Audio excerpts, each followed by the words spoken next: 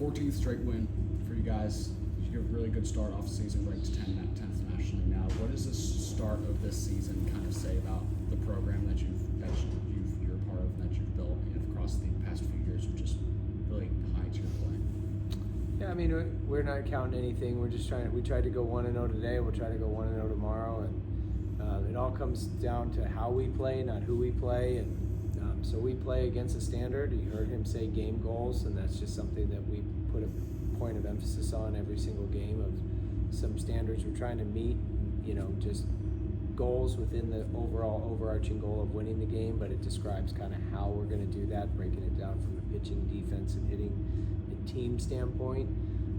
The rankings, we don't talk about that. We don't care about those. We do want to be the number one ranked team at getting better right now.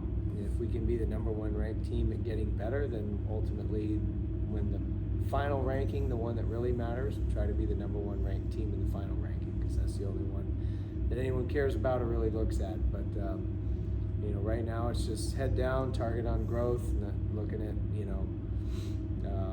non-conference or midweeks or conference play or whatever. We're just trying to focus on how we play, keep getting better, and know that everything else will take care of itself.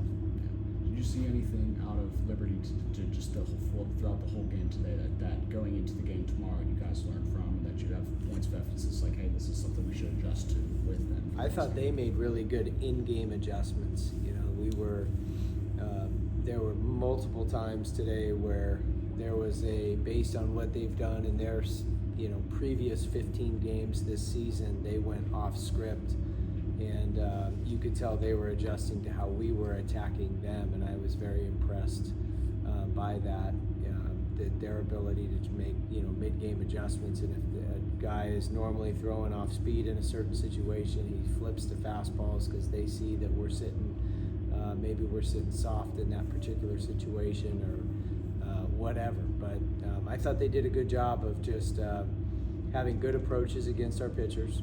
And I thought they did a good job of adjusting to our hitters' approaches from a pitching standpoint. So, you could tell they're very well coached. Coach LaCroix knows what he's doing. He, took VCU to the postseason last year. They had maybe the biggest win in program history, beating Wake Forest, Game 1 in the East Carolina Regional, and it just shows now that he's leading Liberty in what looks to be a very dangerous club and will be a postseason team at the end of the year, and a dangerous one at that. Obviously taking Bennett out in the second inning and BJ came in for 4 innings. What was kind of your thought process with putting Bailey in there, and then what are your thoughts on how he performed throughout those 4 innings? BJ did great. Bennett's on a strict pitch count. He's just, once he hits the pitch count, no more hitters. And we were hoping to get through 2, but we knew that, once he got towards that 40 number, which was the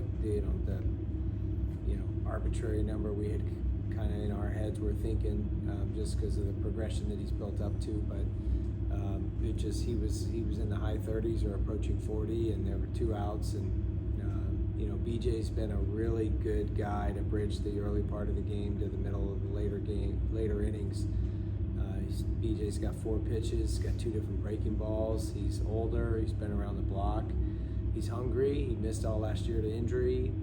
He's a very hardworking kid, and he's taking advantage of the opportunities in the innings he's getting now, and he doesn't ever want to come out and always wants to go in. So you got to love a guy like that, and we'll keep giving him the ball because he loves pitching and he loves being out there, and he's pretty darn good at it.